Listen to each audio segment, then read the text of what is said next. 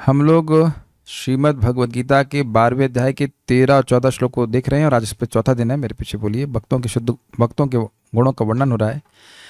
अद्वेष्ट सर्वभूतानां मैत्रः करुण एव च सर्वभूतानां मैत्रः करुण एव च निर्ममो निरहंकारः समदुःखः सुखः क्षमी निर्ममो निरहंकारः समदुःखः सुखः क्षमी सन्तुष्टः सततं योगी यततात्मा दृढनिश्चयः सन्तुष्टः सततं योगी यतात्मा दृढनिश्चयः मयि अर्पिता मनो बुद्धिर्यो मद्भक्तः स मे प्रियः मयि अर्पिता मनो बुद्धिर्यो मद्भक्तः स मे प्रियः। बोलिए।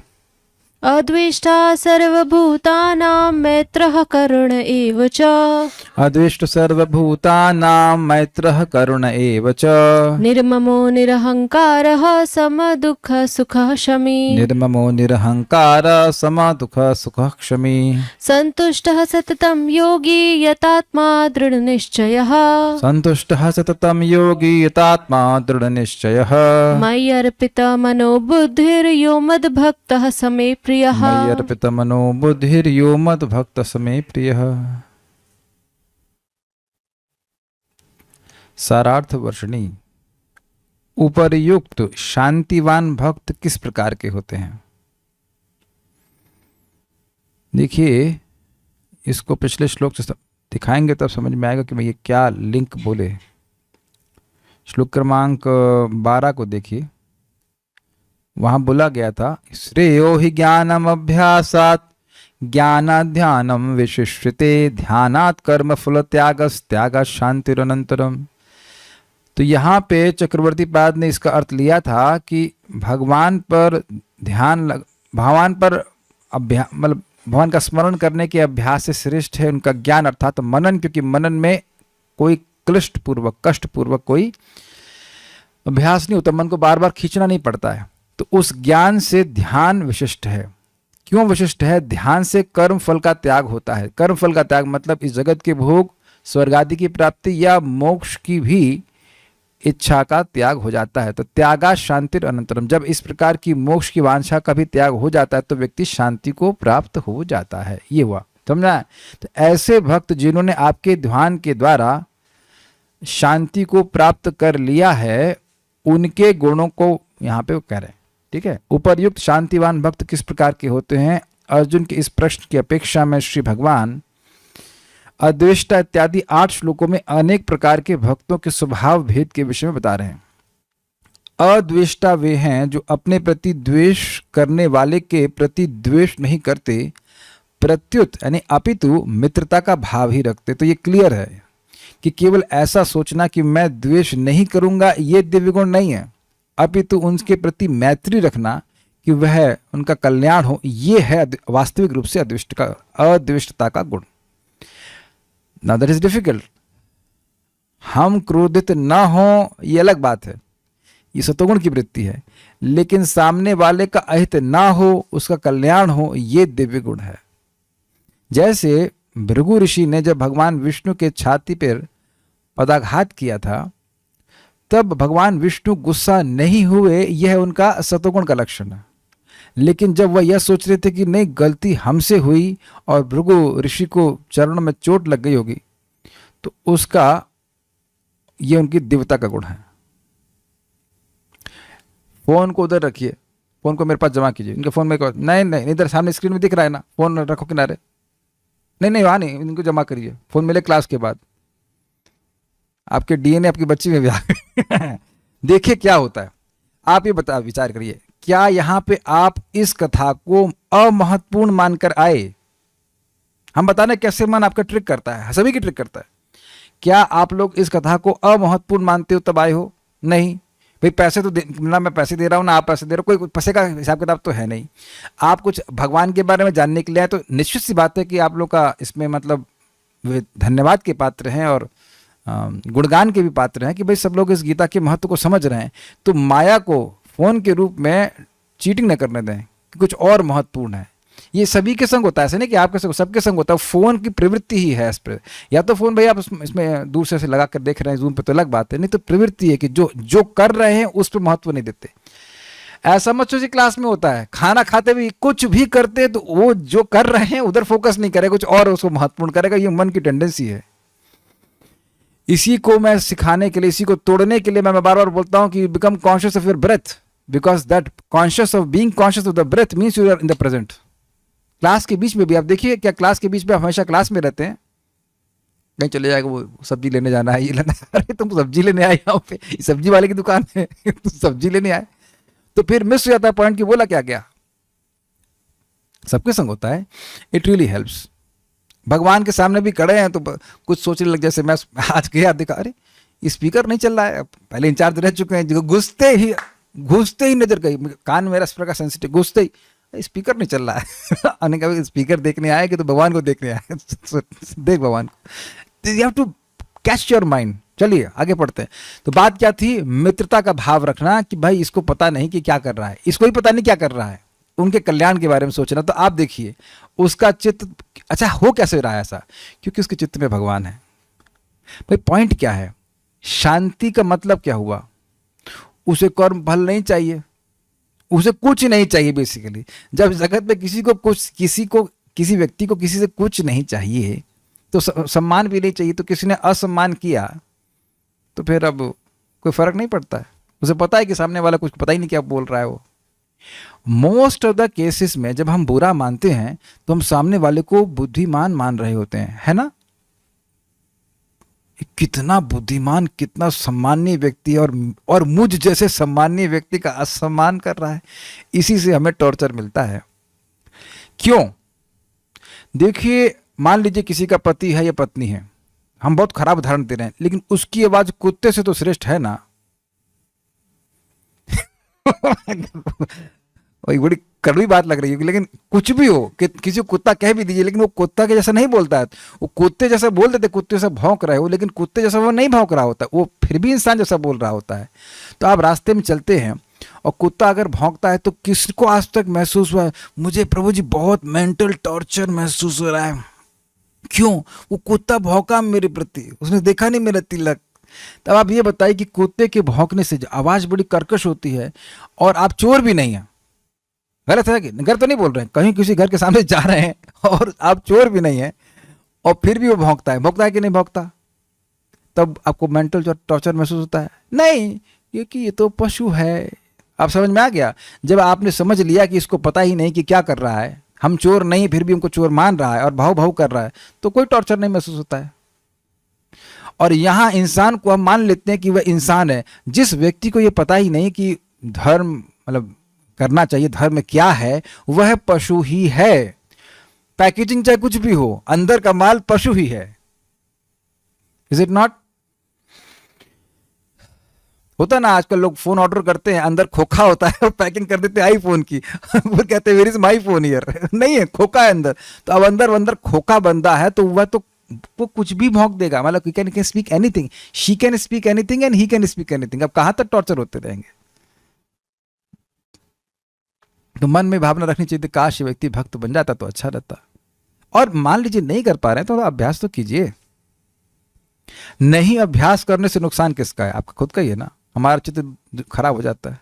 नेक्स्ट, ऐसे व्यक्तियों की असदगति नहीं हो, इस बुद्धि से करुणावश वे कृपालु भी होते हैं। अब देखिए वो लिंक कर रहे हैं, अद्विष्ट सर्वभूतानाम मैत्रः करुणा एवच। वो लिंक कर रहे हैं क्योंकि वह अद्वेषी है, वह द्वेष नहीं करता है, इस कारण से कृपा करता है। जो व्यक्ति अद्वेषी है वही कृपा कर पाएगा। नहीं तो कृपा व्यक्ति वही करेगा जब हमको मिठाई खिला रहे हो तो कुछ कृपा करेंगे, और मिठाई नहीं खिलाओगे तो कृपा नहीं करेंगे। That is not really Karuna. Compassion means, what is that? Love means endless forgiveness. Forgiveness does not mean कि भाई हर forgiveness का मतलब क्या है? सामने वाला गड़बड़ कर रहा है तब ना forgive कर रहे हैं। कोई मिठाई के लगा तुमको हम क्षमा कर देते हैं, तुम पर करुणा कर देते हैं, ये कोई मतलब नहीं ना।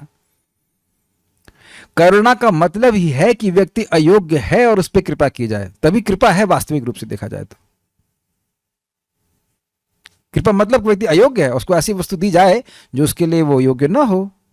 और हम सभी लोगों को ऐसा प्राप्त हुआ है। बहुत से लोग तो शायद यहाँ पे तो शायद ना होंगे, लेकिन कुछ लोग ऐसे भी हो सकते हैं जो भक्तों का मजाक बनाते रहे होंगे। एक सन्यासी इस्कॉन में बता रहे थे कि वह पहले विदेशी भक्तों को देखकर खूब हंसते थे, और अब आप बहुत अच्छे सन्यासी हैं, इस्कॉन में हैं, आजीवन ब्रह्मचारी रहे। तो पहले लोग हंसते हैं, फिर उसके बाद या कुछ उसके बाद वो भगवान के भक्त बन जाते हैं। वो लोग जानते हैं कि भक्त लोग जानते हैं कि इनको नहीं पता वो क्या कर रहा है। मैंने बताया था आपको एग्जाम्पल, वो एक व्यक्ति था जो टमाटर मारता था भक्तों को। संकीर्तन होता था, ब्राज़ील की बात है, और वहाँ टमाटर मारता था वो। जितनी बार संकीर्तन करने जाते तो भक्त कुछ ना करते, उस खाली प्रसाद देते। आप में से किसी को आज तक टमाटर पड़े हैं जप करने के लिए? तो उससे तो कभी बहुत खराब नहीं झेले आप। अब कुछ नहीं, पर हर बार प्रसाद दें। और 1 साल के बाद जब जगन्नाथ जी की रथ यात्रा हुई तो उसने इस प्रसाद के लिए सारे टमाटर स्पॉन्सर किए। तो कुछ भगवान के प्रति भाव आ गया तब ना किए उसने। यदि प्रश्न हो कि किस प्रकार विवेक द्वारा द्वेषी के प्रति मित्रता और कारुण्य का भाव प्रदर्शित होता है, तो इसके उत्तर में कहते हैं यह बिना विवेक के ही होता है। विवेक मीन्स डिस्क्रिमिनेशन। तो जैसे आप विवेक लगाने लग गए कि भाई ये तो अच्छा नहीं बर्ताव कर रहा है, तो इसके प्रति हम करुणा क्यों करें, तब नहीं हो पाएगा। आप लोग कभी मक्खन से फाइट किए हैं? ठंडा फ्रिज में जमा हुआ नहीं, पिघला हुआ मक्खन। मान, क्या हिल क्यों रहा है बार बार कैमरा? मान लो पिघला हुआ मक्खन हो और आप उसमें मुक्का मारें तो क्या होगा? वो धस जाएगा आपके पीछे, आपको वापस तो नहीं जाने वाला है। तो भक्ति करते करते जब व्यक्ति का हृदय एकदम मक्खन की तरह पिघल जाता है, तो अब बाहर से जो कोई द्वेष करे भी तो भी उसका प्रतिकार नहीं कर सकता। तो ये भक्ति के कारण हो रहा है कि भक्त जो उसका हृदय वो सॉफ्ट हो गया, तो कोई व्यक्ति खराब भी करता है तो भी उसका वो प्रतिकार नहीं करता। इस पे आप कथा जानते हो शायद, लेकिन यहाँ पे बोलने के लिए आवश्यक है। एक साधु थे और वह एक बिच्छू को पानी में गिरा हुआ देखे, सुना था आपने? तो उस बिच्छू को उठाने का प्रयास करते तो वह बिच्छू उनको काट लेता। तो स्वाभाविक है, बहुत दर्द होता, तो वह बिच्छू वह फिर पानी में गिर जाता। फिर उठाते, फिर काटता, फिर गिरता। 3-4 बार ऐसा हुआ। तो बगल दूसरा वाला जो साधु था उसने कहा कि जब ये काट रहा है तो आप इसे बचा क्यों रहे? तो उसने कहा कि जब ये अपने काटने का स्वभाव नहीं छोड़ रहा है तो मैं अपने बचाने का स्वभाव क्यों छोड़ दूं? और आते तो गत्वा से खींच लिए। बहुत अच्छा था ये। तो ये विवेक के द्वारा नहीं होता, इनकी भक्ति के द्वारा होता है।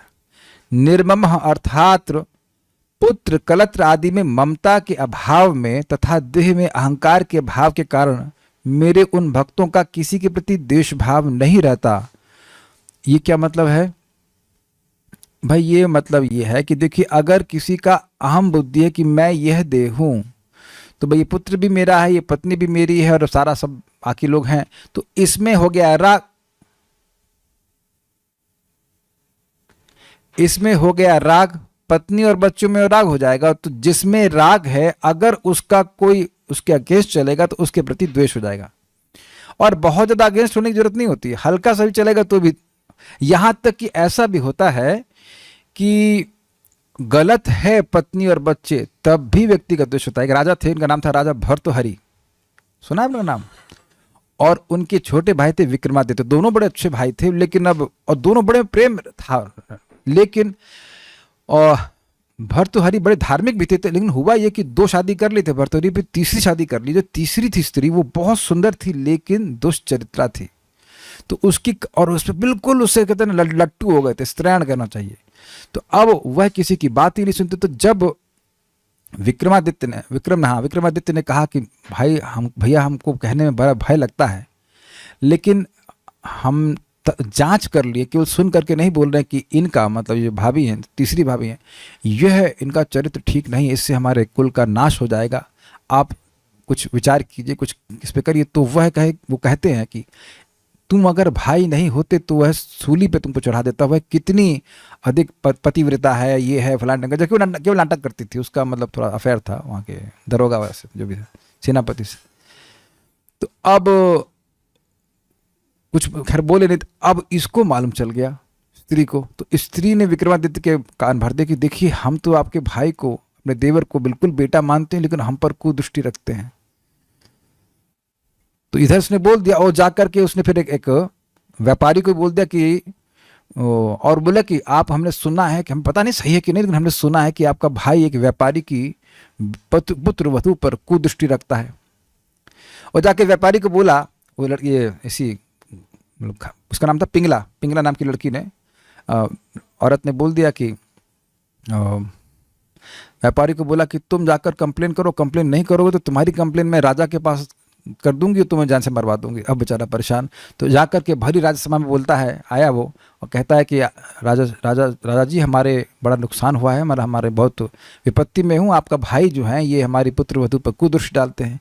तो जो विक्रमादित्य था वो सत्यवादी थे, बोले कि देखो मैं ऐसा कर नहीं रहा, मैं तो यह भी नहीं जानता कि तुम्हारी पुत्र वधू कौन है, लेकिन अब तुम किसी के बहकावे में आकर या दबाव में आकर ऐसा कर रहे हो, ये अच्छी बात नहीं है। आगे अब जाके सत्य का प्रकाशन हो ही जाना है। लेकिन यहां इतना वो बोल भी रहे थे, इतने में राजा जो है गुस्सा हो गए। भर्तृहरि कहने लगे, तू पापी नीच, मुझे पहले से पता था, उसको अपनी पत्नी के द्वारा भरा हुआ था और यहां भी वो सुन लिया, तो वो कुछ जांच भी नहीं करा, कहते निकल जा मेरे राज्य से। तो वो राज्य से चले गए। बोले कि एक दिन आप समझेंगे कि मैं सत्य के पथ पे था। तो आगे जाकर के खैर बात होती है, वो सब समझ में आता है, वो गलत स्थिति थी। लेकिन हम खाली ये बोलना चाह रहे थे कि क्योंकि अपनी पत्नी के प्रति अत्यंत राग है, इसलिए अपने भाई से भी द्वेष हो गया उनका। कुछ समझा पा रहा हूं मैं इस स्टोरी के द्वारा? जिससे व्यक्ति का राग होता है उसी की बात उसको अच्छी लगती, चाहे वो गलत भी बोले। होता है कि नहीं? देखा गया है जगत में। तो कह रहे हैं कि इस प्रकार की ममता नहीं होती है एक भक्त की। ये नहीं कह रहे हैं कि पत्नी और बच्चों से प्रेम नहीं करते हैं, लेकिन ममता भगवान से होती है कि मैं भगवान का हूं, भगवान मेरे हैं, ये सारे भी जीव जंतु जितने भी हैं वह भी भगवान के हैं। और बहुत अफेक्शन, बहुत रिस्पॉन्सिबिलिटी होती है कि पत्नी भी भक्ति में लगे, बच्चे भी भक्ति में लगे। वस्तुतः जो लोग ममता में फंसे रहते हैं, वो संभावना ज्यादा यह है कि वे भक्ति के लिए उनको प्रेरित ना करें। गलत तो नहीं कह रहा हूं? जैसे एक लड़का था, वो आश्रम में आया तो ज्वाइन करने, कुछ दिन बाद घर चला गया। हमने क्या भाई मंगल आरती में नहीं उठ रहा है? कहता पापा उठाते ही नहीं है। न क्यों नहीं उठाते? जबकि इनिशिएटेड डिवोटी हैं पापा। कहते हैं बेटा तू बड़ा क्यूट लगता है सुबह सोते हुए, क्यूट लगता है। तो आप समझ गए ना, पुत्र की ममता है तो अब इस कारण से सुबह उठाने में उनको कष्ट हो रहा है। तो आप देखेंगे कि अगर शरीर के स्तर पर ममता है तो उसका हम परमार्थिक कल्याण नहीं कर पाते। और धीरे धीरे समझे कि शरीर तो एक यंत्र है, इस यंत्र के संग दूसरा एक और यंत्र लगा है। यंत्र रूढ़ानी माया, माया के द्वारा जब यंत्र दिए गए उस पर हम लोग बैठे चल रहे हैं। भाई हम अपनी स्कूटर से आए, बगल वाला स्कूटर से आए, तुम्हारा पत्नी हो गया या पति हो गया, वो भी स्कूटर बैठा है। मान लो हमारा बड़ा स्कूटर है, कोई साइकिल से चल रहा है, व्हाटएवर छोटा बेबी स्कूटर। तो ये अलग अलग यंत्र पे बैठे हुए हैं लोग। इसका मतलब यह नहीं कि हमारे पति पत्नी भाई या सब कुछ होने लग जाते हैं, लेकिन इसका मतलब यह नहीं है कि उससे द्वेष तो खैर मतलब ही नहीं है। इसका मतलब यह नहीं है कि उससे हम प्रेम नहीं करेंगे। जब आपने सुन लिया कि अद्वेष्ट सर्वभूता नाम, जब सभी से अद्वेषी है, सबका कल्याण चाहता है, तो पत्नी बच्चे का कल्याण क्यों नहीं चाहेगा? Is it not make sense? तो हम अब ये सब बातें बोलना बड़ा कठिन लगता है कि बच्चे मान लो अंकल चिप्स चाहें तो क्या करेंगे आप? आपको अंकल बनना ही पड़ेगा। You have to bring the chips.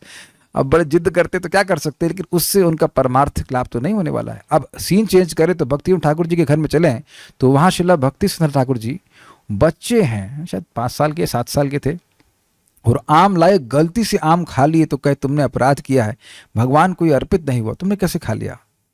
तो वो भी इतने महान आचार्य की जीवन भर संकल्प ले कि मैं जीवन भर कभी आम नहीं खाऊंगा, मैंने कृष्ण का अपराध किया है। बट पिताजी ने शिक्षा तो दिया है ना कि तुम कैसे बिना अर्पित किए वस्तु खा सकते हो।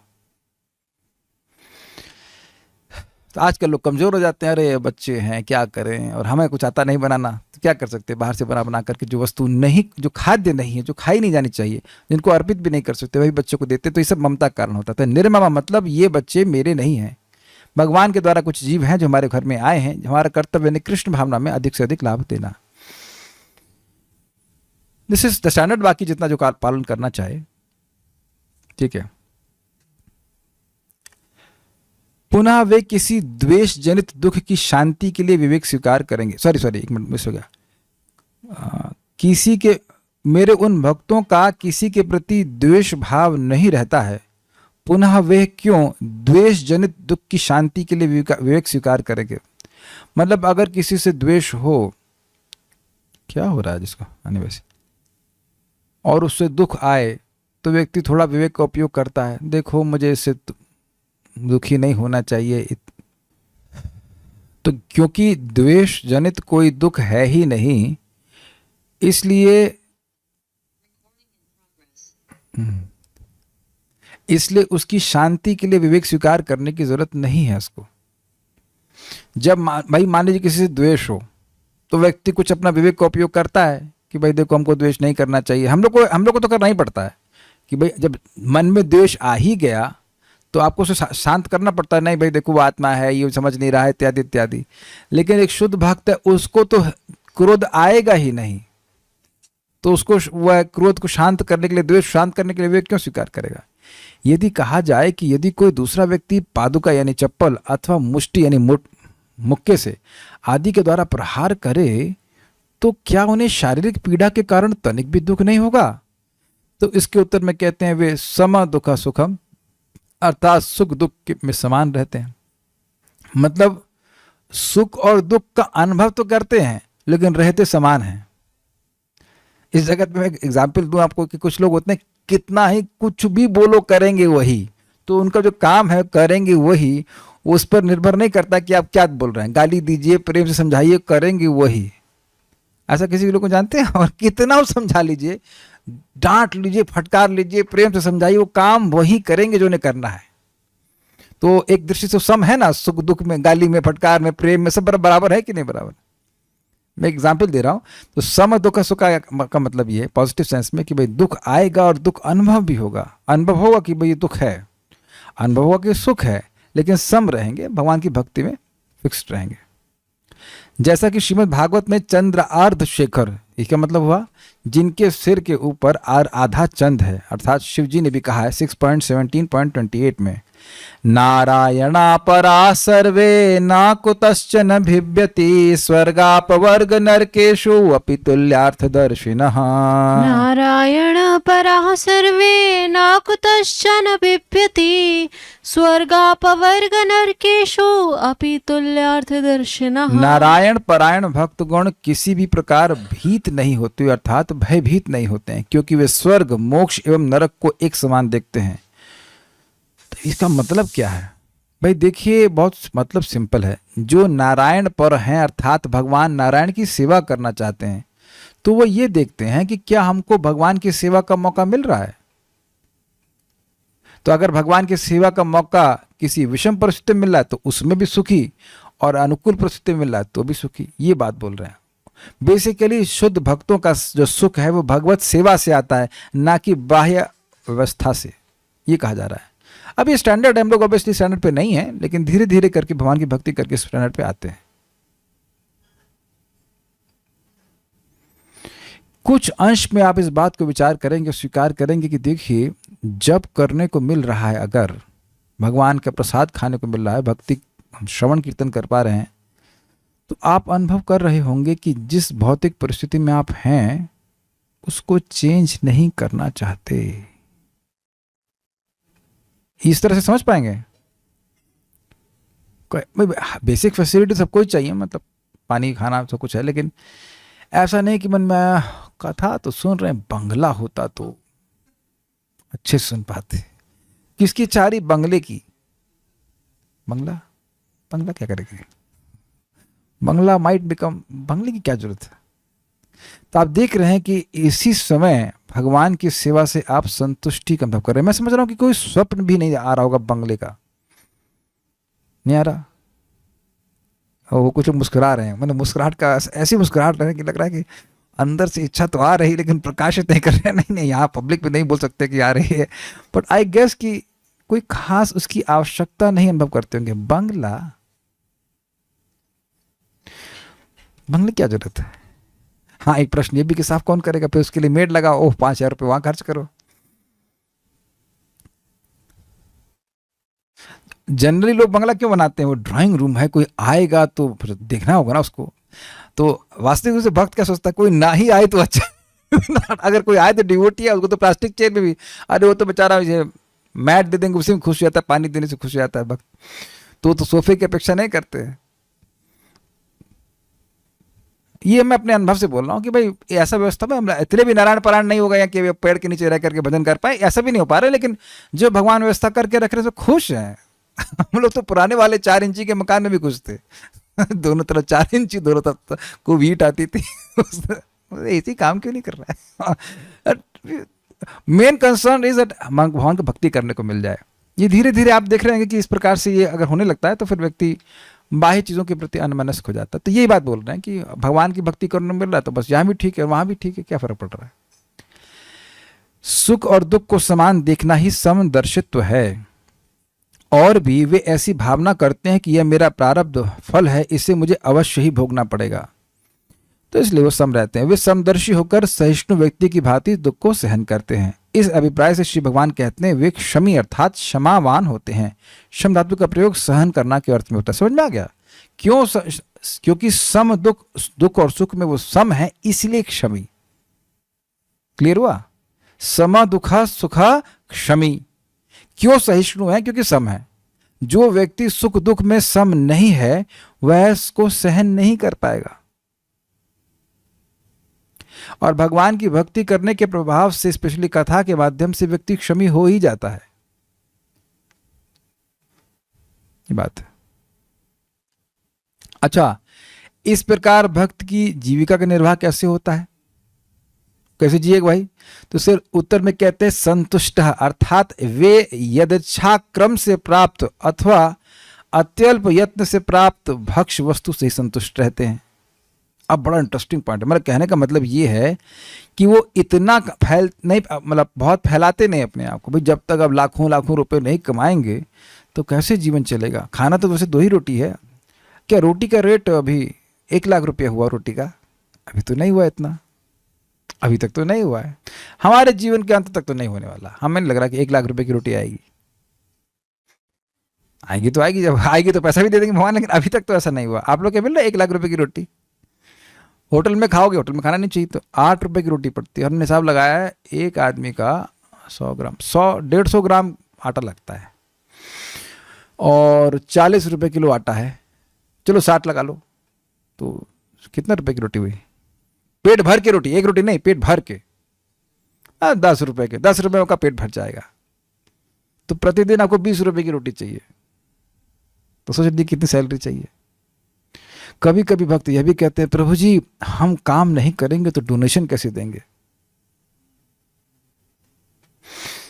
ये भी अच्छी बात है। भाई पूरे प्रचार आंदोलन का भार तो अब आप ही के ऊपर है ना कि आप डोनेशन नहीं देंगे तो कैसे चलेगा?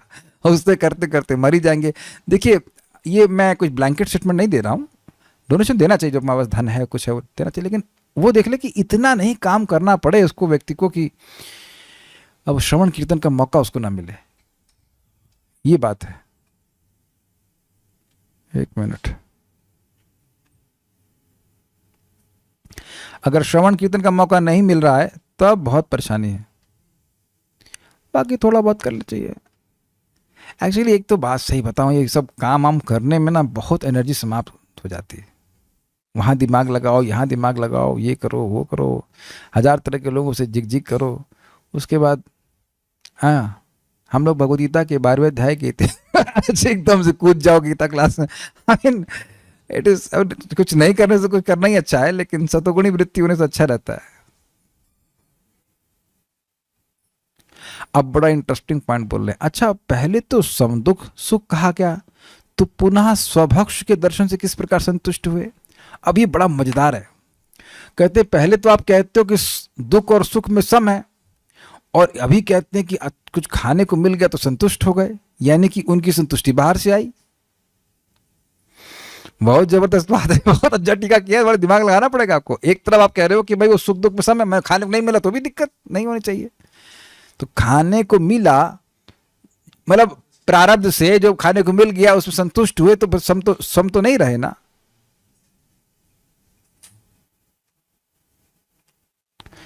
इसके उत्तर में कहते हैं सततम योगी, अर्थात वे भक्ति योग युक्त भक्ति के विषय में सिद्धि प्राप्त करने के लिए ऐसा करते हैं। जैसा कि कहा गया है, आहारार्थम समीहेता युक्तम तत्प्राण धारणम तत्वं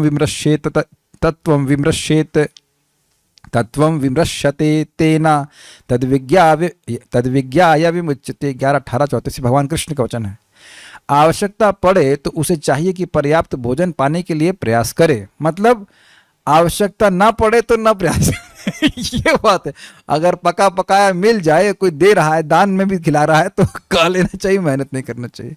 ऐसे अगर आपको याद है, सुखदेव गोस्वामी जी बोले थे कि अगर भाई 1 BHK की क्या जरूरत है, गुफा है ना से not, और आरो पानी की क्या जरूरत है, गंगा जी है ना। और वैसे वो 5,000 साल पुरानी बात बोल रहे थे, कह रहे खाने खाने की क्या जरूरत है, पेड़ पेड़ में फल तो दे ही रहे हैं ना, उनका तो जीवन ही दूसरों के लिए है। मतलब उनका बेसिकली कहने का अर्थ था कि जीवन की आवश्यकताओं को कम से कम में चला लेना चाहिए। ऐसे हम लोग रह भी नहीं सकते, सब लोग गुफा में रहें। आज आपकी गुफा में कैसे चल रहा है अभी गुफा में लाइट नहीं आ रही है तो ऐसा नहीं हो सकता। हम लोग इस प्रकार से नहीं जी सकते। प्रपात वहाँ पे कहें कि इस प्रकार से हम लोग नहीं जी सकते, लेकिन एक स्टैंडर्ड बताया जा रहा है कि कम से कम में निर्वाह कर लेना चाहिए, ताकि हमारी जो बाकी एनर्जी बचे है वो भगवान की भक्ति में लग जाए। ये सिद्धांत है, उसको कितना अप्लाई करना चाहते हैं हर व्यक्ति अपने अनुसार कर ले। तो आवश्यकता पड़े तो उसे चाहिए कि पर्याप्त भोजन पाने के लिए प्रयास करे, क्योंकि स्वास्थ्य बनाए रखने के लिए आवश्यक है तथा उचित है। इंद्रियां, मन तथा प्राण के स्वस्थ रहने पर वह आध्यात्मिक सत्य का चिंतन कर सकता है और सत्य समझने पर वह मुक्त हो जाता है। तो एक बात जो आपने सीखी यहाँ भगवान कृष्ण के मुख से है कि देखिए, स्वास्थ्य का ध्यान रखने के लिए जो आवश्यक हो उसको जरूर करना चाहिए, और वो भगवान की कृपा से जो मिल जाए तो उसमें संतुष्ट रहे। क्यों संतुष्ट रहे? क्योंकि उसके योग के संपादन के लिए भगवान ने ऐसी व्यवस्था करी है कि ठीक से भोजन प्राप्त करके वह अपने शरीर को धारण करके भगवान का भजन कर पा रहा है। इसलिए उसे सम दुख सुख वाला जो क्वालिटी है वह नष्ट नहीं होती है। भोजन पाकर संतुष्ट है इसलिए क्योंकि इससे द्वारा शरीर धारण होगा और इसके द्वारा मैं शरीर सही रहेगा और मैं सिर्फ भजन कर पाऊंगा। जो इंद्रिय तृप्ति में बाधा आने पे दुख आता है, या इंद्रिय तृप्ति मिलने पे सुख आता है, वैसा सुख नहीं है इसका। ये भोजन, ऐसा भोजन मिल गया कि मैं स्वस्थ रह पा रहा हूं और स्वस्थ रह करके भगवान की भक्ति कर पा रहा हूं, इसलिए संतुष्ट है। उम्मीद है कि आप बात समझ गए होंगे। प्रश्नों को मैं अंत में लूंगा। दैवात यदि उन्हें खाने के लिए ना भी मिले तो यतात्मा संयचित व्यक्ति शोभ रहित होते हैं। ये गुण तो नहीं आया है, बहुत मुश्किल है, इसको तो सोचना बड़ा मुश्किल है, खाने को ना मिले। लेकिन भक्त लोग ऐसे होते हैं। दैवात चित्त का शोभ उपस्थित होने पर भी उसे शांत करने के लिए अष्टांग योगाभ्यास आदि नहीं करते हैं। ये क्या मतलब हुआ कि मान लो अब खाने को नहीं मिला और अब मन में शुभ आ गए, खाने को क्यों नहीं मिल रहा है, तो मन में एक शुभ आ गया तो उसको हटाने के लिए वो अष्टांग योग नहीं करते। ये शुद्ध भक्तों के बारे में है, ऐसा बोल रहा है। इसलिए कहते हैं दृढ़ निश्चय अर्थात भगवान की अनन्य भक्ति ही कर्तव्य है। वे इस प्रकार का निश्चय कर शिथिल नहीं होते हैं। मतलब भगवान की भक्ति करके ही मेरे में सारे सद्गुण आ जाएंगे, अन्य किसी प्रश्न को आश्रय नहीं लेते। वे मेरे स्मरण मनन परायण होते हैं। मैं ये बोल तो स्पष्ट है, बुद्धि और मन को मुझ में अर्पित करते हैं। ऐसे भक्त मुझे प्रिय हैं, अर्थात मुझे अत्यंत प्रीति प्रदान करते हैं। तो यहाँ पे हमारा डिस्कशन समाप्त हुआ। कुछ भक्त कह रहे हैं कभी कभी तो लेक्चर सुन के बहुत उत्साह आता है, पर नेक्स्ट डे ही डाउन हो जाता है, फिर सेम फील नहीं होता। किस संबंध में उत्साह आता है? भक्ति करने में, नहीं करने में। आज सुबह ही व्यक्ति हमको बोला, बताता हूँ क्या बड़ा अच्छा मैसेज था, मैं कहता हूँ बहुत आर्थ सर मैसेज किया था। लेट्स सी, हाँ ये रहा। ओ यहाँ नेट नहीं चल रहा है तो नहीं बता सकते। फोन, हम फोन का उपयोग करते हैं, not cheating, I using it for preaching. देखिएगा, आप सुनिएगा तो सही। हे मेरे गुरुदेव सेंटी बाबा ये, अच्छा ठीक है। मेरी सुख बुद्धि हो रखी है संसार में, जो मन को जलाती रहती है, क्या करूं? अच्छा, आई नो वेल दैट, अब इंग्लिश आप में आ गए। I know well that there is no happiness in sense gratification, but I can not overcome of it. हमने कहा ये कल की शाम की क्लास में क्यों नहीं आया? मैंने बोला न कृष्ण और जाप रहा हूं पूरी तरह से, और न संसार की ओर जाना चाहता हूं, प्लीज हेल्प। तो हमने उनको भेज दिया जो कल का लेक्चर था ना, 3:70। हमने कहा ये तो बढ़िया हो गया, अब कभी तो ये प्रश्न आएगा तो तुरंत उसको हम बाण मार देंगे, सुनो जा करके। तो जो व्यक्ति पूरी तरह भोगी है वह भी सुखी है, सुखम ए देते, और जो भगवत प्राप्ति कर लिया वह भी सुख की प्राप्ति कर रहा है। तो जो बीच वाले हैं, जो भगवान की भक्ति का असीमित सुख नहीं मिला जिनको, और जो अब भोग में भी नहीं पड़े हैं, उनके लिए आवश्यक है, प्रभुपाद से सुना था ना आपने, उनके लिए आवश्यक है कि वे सुनते रहे ताकि उनका कन्विक्शन स्ट्रांग रहे to give up sense gratification. तो कन्विक्शन स्ट्रांग हो जाता है। जैसे अभी आपने कहा कि लेक्चर सुन करके उत्साह आता है और उसके बाद फिर ठंडा हो जाता है, तो फिर क्या करना चाहिए? फिर उत्साह करना। मान लीजिए दूध उबालते हैं, देखा दूध ठंडा हो गया तो फिर क्या करते हैं? फिर उबाल देते हैं, तो फिर उबालिए, फिर सुनिए, फिर सुनिए। लेकिन ये मत सोचिएगा कि आप एक ही स्तर से सुन रहे हैं, रोज सुनते जा रहे हैं, रोज सुनते जा रहे हैं, तो मन की धारा पूरी तरह से चेंज हो जा रही है। एक दिन ऐसा आएगा कि उत्साहित ही रहेंगे, डाउन नहीं जाने वाले। तो ये अनर्थ निवृत्ति के स्टेज पे होता ही है। भगवान तो अपने भक्तों के सारे कर्म को नष्ट कर देते हैं ना, तो फिर भक्तों के जीवन में कोई सुख दुख आता है तो उससे वो अपने कर्म का फल क्यों मानते हैं, ये कैसे समझें? भक्त मानते हैं, भगवान नहीं देते हैं कर्मों को। देखिए, ये भक्तों की मानसिकता है कि भाई मैंने तो बहुत बुरे कर्म किए हैं, मुझे बहुत बुरा आना चाहिए था लेकिन बहुत कम आया है। ये ऐसी उनकी मान्यता है। ऐसा है नहीं कि उनको अपने कर्म भोगने पड़ रहे हैं। भक्त अपने कर्मों को नहीं भोगता है, वह भगवान की कृपा में रहता है। भगवान ने एग्जाम्पल दिया था कि भगवान एक बहुत, कहते हैं, अनंत कोटि वात्सल्य से युक्त माताओं से भी अधिक उनका वात्सल्य है। वह भक्त का भी अहित कर ही नहीं सकते। तो जैसे कि माँ एक प्रेम के ही कारण, एक प्रेम क्या स्नेहिल माँ प्रेम के कारण कभी बच्चे को नीम का जूस पिलाती है और कभी कभी संदेश खिलाती है, जो उसके हित के लिए वो करती है। तो भगवान भी वैसे ही करते हैं, उसी तरह से, लेकिन उससे ज्यादा स्नेहिल है। भगवान कभी गलत नहीं करते। समा दुखा समम का अर्थ है कि कोई भी परिस्थिति है वो भक्ति करता है। ऐसे भक्त, यस, ये नहीं कि अब किसी ने गाली दे दी तो जप करना बंद, और इसका तो अभ्यास करना ही पड़ेगा। This is the whole point of sadhana bhakti. ये थे ना कि आज आपका मूड अच्छा हो रहा है तो आज करेंगे, आज मूड अच्छा नहीं हो रहा है तो नहीं करेंगे। जब बॉडी में पेन होता है तब मन भी बहुत दुखी हो जाता है। ऐसे में सुख दुख में संभाव रहना बहुत कठिन रहता है। ऐसे में क्या करना चाहिए? क्या सुनना चाहेंगे कि आप क्या करना चाहिए? क्या सभी लोग सुनना चाहेंगे क्या करना चाहिए? Would you really like to hear? Okay, I give you very practical answer. Check कीजिए कि आपका स्वर कौन सा चल रहा है। ये कहाँ पे आ गए? This is something amazing. मान लीजिए आपके शरीर में कोई भी पीड़ा चल रही है और आप चेक कीजिए कि आपकी सांस लेफ्ट से चल रही है क्या। हड्डी टूटने के दर्द की बात नहीं कर रहा हूँ, आप उसको चेंज कर दीजिए और वह दर्द सबसाइड हो जाएगा। भाई मुझे तो जब मैंने सुना है, अभी तक भगवान की कृपा से अभी तक दर्द नहीं हुआ है, लेकिन ये कर लीजिए।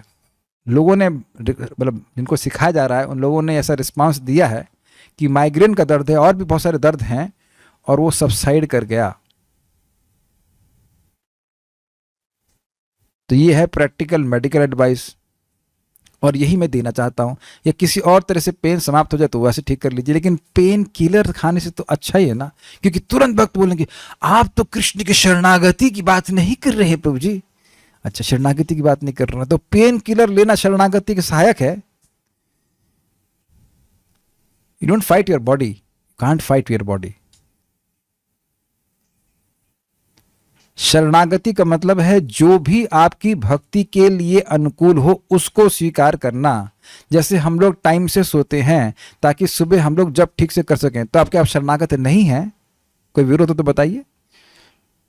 क्यों नहीं हम भाई शरणागत स्वीकार करो। प्रभुपाद जी एक बार मैंने सुना भक्तों से कि संकीर्तन बस गई और उसके जो लीडर था उसने टायर का ध्यान नहीं दिया तो रास्ते में पंचर।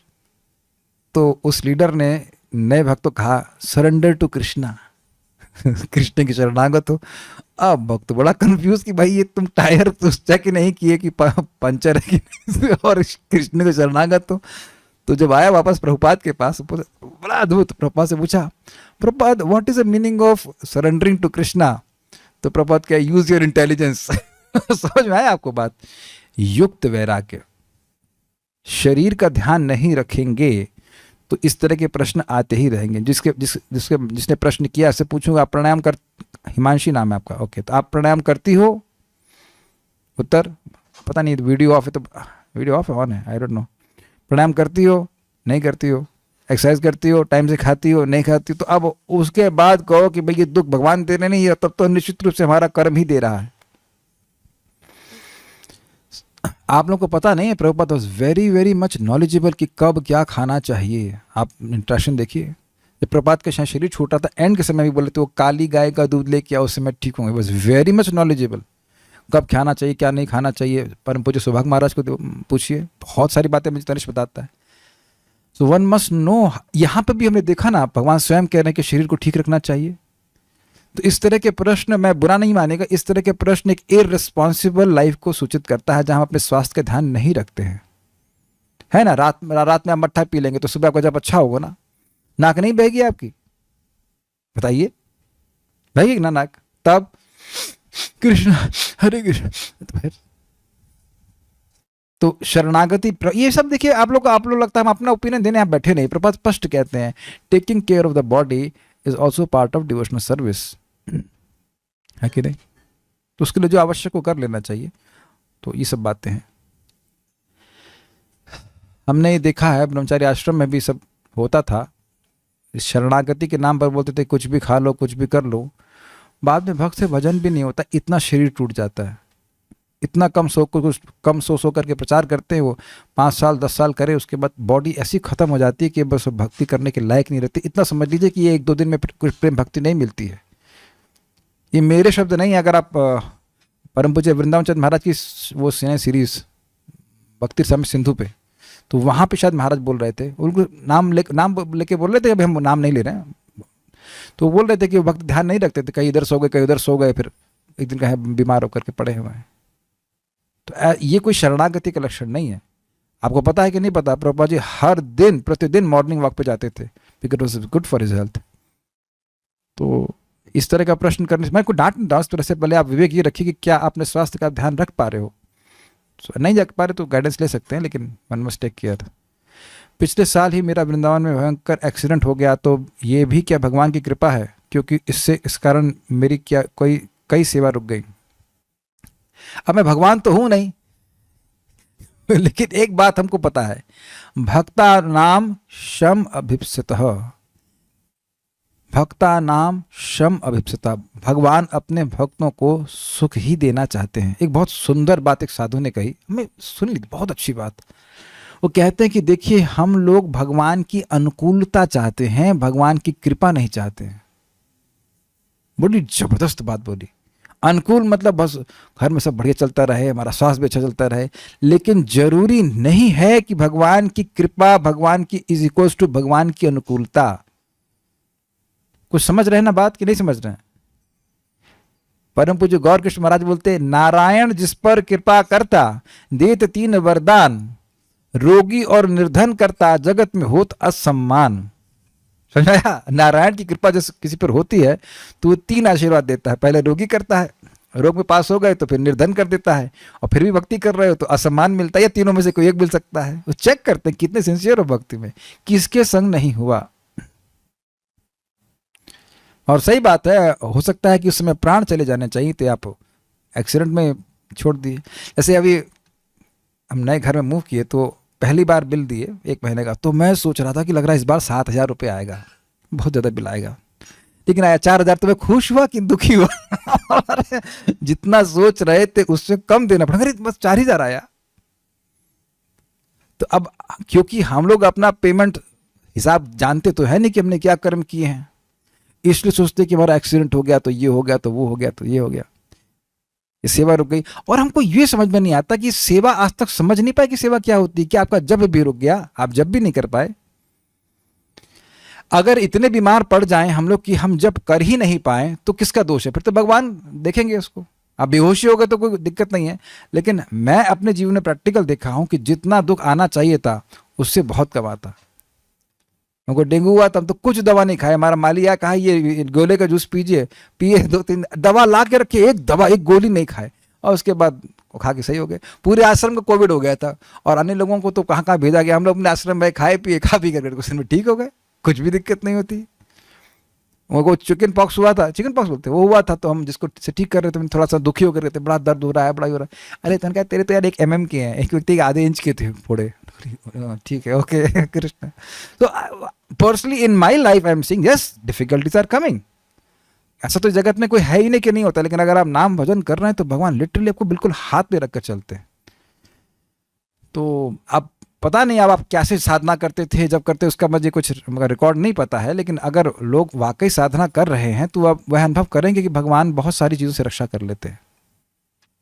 क्योंकि ये बात गलत हो ही नहीं सकती कि जो नाम उच्चारण कर रहा है उसकी भगवान रक्षा ना करें। फिर तो आप कह दो कि भगवान गलत कर रहे हैं। भगवान कभी गलत नहीं करते। हाँ, हम अपना ही सही नहीं जानते, ये क्यों नहीं स्वीकार करते? This is not amazing? अगर आप लोग को पता है कि नहीं, प्रभुपाद जी दूसरी शादी करना चाहते थे, पता है आपको, गृहस्थ आश्रम में। तो उनके पति उनके पिता बोले, अच्छा है कि तुम अपनी इस पहली वाली पत्नी में आसक्त नहीं हो, क्योंकि इससे तुम्हें वैराग्य लेने में आसानी होगी। सी, अब प्रभुपाद जी की पत्नी को देख लो, उनके प्रचार के बिल्कुल अगेंस्ट भागवत बेच दी उन्होंने चाय के लिए। ये तो सपने भी आप लोग नहीं कर सकते ना, ऐसी पत्नी क्यों मिल गए एक शुद्ध भक्त को तब, और उनको भी प्रभुपाद कब तक नाम निभाया? Just you can't understand why things are happening. तो कृष्ण की बुद्धि को आप इतना नहीं समझ पाएंगे। इतना समझ लीजिए कि भक्ता नाम क्षमा विपसतः, जो जीवन में खराब हो रहा है उधर देखने की बजाय ये क्यों नहीं देखते कि हम लोग रोज गीता पढ़ रहे हैं, हम लोग रोज भागवतम पढ़ पा रहे हैं, रोज जप कर पा रहे हैं, प्रसाद पा रहे हैं, इत्यादि इत्यादि। इसको क्यों नहीं देखते हैं? मैं फिर रिपीट करूंगा, मुकुंदत प्रभु ने पूछा था, और नाम नहीं रख रहा हूं, लेकिन भक्त हमारे संग पहले पढ़ते थे आके, तो सुबह भी गीता पढ़ते थे, शाम को भी पढ़ते थे भागवतम, और रोज पढ़ते थे, प्राय प्राय रोज पढ़ते थे। और उन्हीं से पूछा गया कि तुमने कब पढ़ा, तो कहते चुप थे। और ऐसा नहीं कि बुद्धू है, बहुत अच्छा स्टूडेंट था वो। ऐसा, अब ठीक है वो भक्त, सब लोग भक्ति कर रहे हैं, लेकिन आप ये देखिए ना कि कुछ अंश में तो कुछ उनकी हानि हो रही है ना, कि वह रोज नहीं पढ़ पा रहे हैं। तो धीरे धीरे आपको समझ में आएगा कि हम लोग को भगवान बचा के ही चल रहे हैं। जैसे एक भक्त थे, वो कह रहे थे कि हम यहाँ दूर हैं, इत्यादि इत्यादि, और हम वापस भारत में आना चाहते हैं। तो हमने कहा भारत में तो आके आपको 7 दिन काम, या एटलीस्ट 6 दिन काम करना पड़ेगा, वहाँ केवल 3 दिन काम करना पड़ रहा है, तो बाकी 4 दिन तो आप वृंदावन में रह सकते हैं ना, in consciousness. It was striking. तो कभी कभी गाइडेंस ना होने के कारण हम भगवान पे आक्षेप करने लगते हैं कि भगवान हमारे प्रति गलत कर रहे हैं। तो ये सब चीज़ें हैं। ठीक है, सो विल स्टॉप हियर। हाँ, कुछ बोलिए। हरे कृष्ण प्रभु जी। प्रभु जी क्लास अब के जैसे ये प्रश्न कर रहे हैं, ये हैं पूरे बाबा जी। अब एक दिन प्रश्न किए थे ना कि हमसे वैर करे, हमने कहा भाई तुम रूम से बाहर आते नहीं, तुमसे वैर कौन कर रहा है? यानी कि वैर मोल लेने के लिए जा रहे हैं ना। आपको दुनिया से कोई मतलब ही नहीं है, तो आपको ब्रह्मचारी से कौन वैर करेगा? आप तो कोई मैनेजमेंट की पोजीशन पे भी नहीं है, तो मैनेजमेंट पे है नहीं, ब्रह्मचारी हैं, तो अब ऐसे में वैर कर रहा है। मतभेद होने का मतलब वैर नहीं होता है। कौन आपकी संपत्ति जो छीन के ले जाए? भाई देखो, सिंपल सी बात है, जरा जोरू और जमीन समझते हैं, इसलिए झगड़ा होता है। जरा मतलब पैसा, पैसा है नहीं, जोरू तो मतलब ही नहीं, पत्नी है नहीं, और जब किराए के मकान पे तो झगड़ा किस बात पे करेगा? तो आप देखिए कि अब इनका मजाक ही बना। कभी कभी व्यक्ति सोचने लगता है कि ये हमारा वैर चल रहा ही करे। जब भक्ति करो, खुश रहो, कहाँ तक वैर निभाएंगे आप? हमको बड़े बाबा जी बड़ा अच्छा बोलते थे, भाई कोई झगड़ा करे, क्या सुनना चाहते, तुम सही हो? हाँ तुम सही हो यार, तुम सही, तो हम गलत। खत्म करो, जप करो। This is very nice. फिर झगड़ा कैसे करेगा व्यक्ति? हाँ बोलिए। प्रभु जी, जैसे क्लास के बिगिनिंग में हम बोल रहे थे कि मन को नियामत करना चाहिए, मन को संयमित करना चाहिए, पर जैसे हमारे इस स्तर में तो मन का नियमन नहीं हो पाता है। तो प्रभुपाद जी इस तात्पर्य शारद दर्शनी में तात्पर्य में जो शुद्ध भक्त के बारे में बोले, तो इस शुद्ध भक्त की स्टैंडर्ड ही क्या हम देख के चले कि हम अभी यस मन शुद्ध। हाँ भाई, हमारा ऐसा नहीं कि हम लोग, हमारा हृदय मक्खन जैसा नहीं है कि कोई मुक्का मारेगा तो कुछ हम नहीं करेंगे। तो अपने को विवेक का उपयोग करना पड़ता है, कम से कम सदाचार का पालन करना होता है। हर झगड़ा करने वाले से अगर हम झगड़ा ही करते रहेंगे तो सारा समय तो हमारे जप से, साधना से कट जाएगा ना। अच्छा, यहाँ पे कोई व्यक्ति बताएगा, किसी ऐसे हाथ तो नहीं खड़ा करना, लेकिन कितने लोग को झगड़ा करना अच्छा लगता है? You like really miss fighting. बहुत दिन से झगड़ा नहीं हुआ है, तो आई होप कुछ तो मतलब कोई है तो नहीं ना सर? कोई नहीं दिख रहा इधर से। Okay, so I think some improvement is there. And if you meet a person who likes to fight, first see what is speaking. जब मैं एक बार देख लेता हूं कि व्यक्ति बलबल बलबल बलबल बलबल कुछ भी बोल रहा है, तो फिर उससे कोई इंटरेक्शन का मतलब नहीं, कुछ रिएक्शन की जरूरत भी नहीं कि उसे कुछ मतलब कहा जाए, समझाया जाए। जैसे एक व्यक्ति के घर में गए थे, हमने कहा आप ध्यान करते हैं तो 3 घंटा किस पे ध्यान करते हैं? कहते हैं शिव जी पे, हनुमान जी पे, 6 देवताओं के नाम गिना दिए। तो हम समझ गए इनको ध्यान का मतलब ही नहीं पता। हमने कहा ध्यानावस्थित न मनसा पश्यन्ति यम योगिनः, योगीजन भगवान को देखते हैं, आप तो 6 लोगों को देख तो उनको ध्यान का मतलब पता नहीं है तो उनको क्या प्रीचिंग करेंगे। आपको गुस्सा होने की जरूरत भी नहीं है, पहले मैं गुस्सा हो भी जाता, अब मैं गुस्सा भी नहीं होता इस मामले में। क्या क्या क्या आप उसको समझाएं, बंदे को पता ही नहीं कुछ समझ। आप बस ये देखने का प्रयास करो कि लोग बेसिर पैर की बात कर रहे हैं, फिर आप कुछ रिएक्शन मत दो। Once you see that people are speaking all nonsense, then just move back ना। क्या जरूरत है झगड़ा करने की? घुस जाइए अपनी गुफा में वापस। गुफा नहीं थी रखी जब भगवान ने। बहुत दिमाग खराब होता है झगड़े में। Yes yes, one should understand the time gets wasted. हाँ बोलिए। हरे कृष्णा प्रभु। प्रभु जी, जो 3 श्रेणी के बताए थे कि जो भोग विलास में लिप्त रहते हैं वो भी खुशहाल रहते हैं, संशयात्मक, उनको प्रतीति होती कि वो खुश है, वो खुश नहीं होते। वो मानने, उनको संशय नहीं होता है कि वो दुख में व सुख में है। तो वो हाँ। माने एक तरह से वो जो बोला गया वो माने व्यंग के रूप में है कि वास्तव में खुशी रहते हैं वो व्यंग्य के रूप में कहा गया है कि वो इस अर्थ में कि उन्हें कोई संशय नहीं रहता है। अगर संशय हो कि भाई ये गलत है कि सही है, तब वो कुछ मतलब उनको दिक्कत होगी। उन निसंशय है, अपना भोग हम पड़े हुए हैं, तो इस अर्थ में कहा जा रहा है। उसमें लिखा हुआ है कि हम ब्रह्मवश व दुख की अपेक्षा कर रहे हैं, उपेक्षा कर रहे हैं। दुख मिल रहा है लेकिन ना कुछ नहीं, कोलाइटिस है, ये अरे हम तो संतुष्ट हैं। तो ऐसा व्यक्ति, ये तो बेवकूफ़ी की, अज्ञान की संतुष्टि है। So will stop now. Shrimad Bhagavad Gita की जय, श्रील प्रभुपाद की जय, निताई गौर प्रेमानंदे।